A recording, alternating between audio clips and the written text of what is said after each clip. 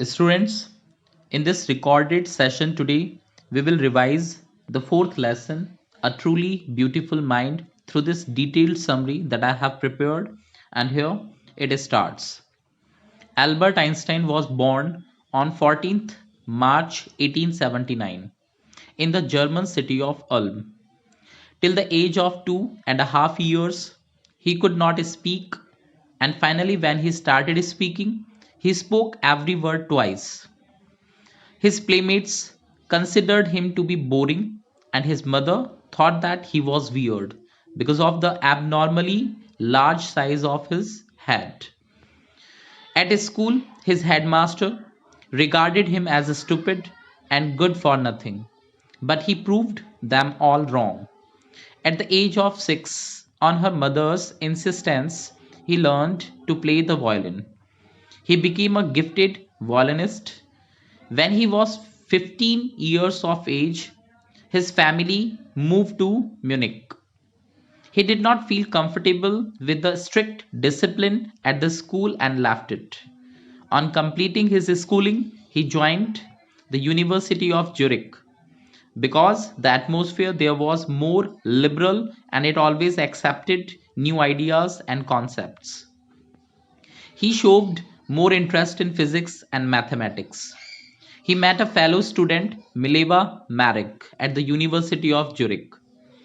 She was equally intelligent and clever like him.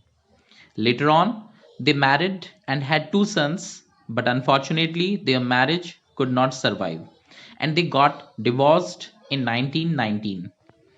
After completing his education, Albert worked as a technical expert at the patent office in Bern. Here, he worked secretly on his ideas about relativity. In 1905, he got his paper, that is, his scientific article, published on his special theory of relativity, which was followed by the world famous equation E is equal to mc square. In 1915, he got his general theory of relativity published, which gave an absolutely new definition to the concept of gravity. This theory made him a famous figure in the world of science. In 1919, during the solar eclipse, his theory came out to be accurate and revolutionized physics. In 1933, he emigrated to the USA as the Nazis had come into power in Germany.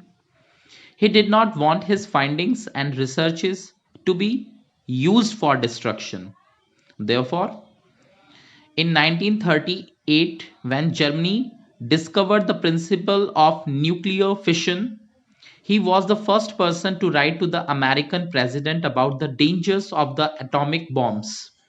In 1945, when America dropped the atomic bombs on Hiroshima and Nagasaki, he was deeply hurt and wrote to the United Nations for the formation of a world government to prevent recurrence of such destruction in future, but to no avail. He spent his later days in politics advocating for world peace and democracy. Albert Einstein died at the age of 76 in the year of 1955. But he is still regarded as a scientific genius and world citizen for whatever he did for mankind. So, students, it was the detailed summary of the same fourth lesson, A Truly Beautiful Mind. I hope you all have understood it. Thanks for watching the video. May you all have a good day ahead.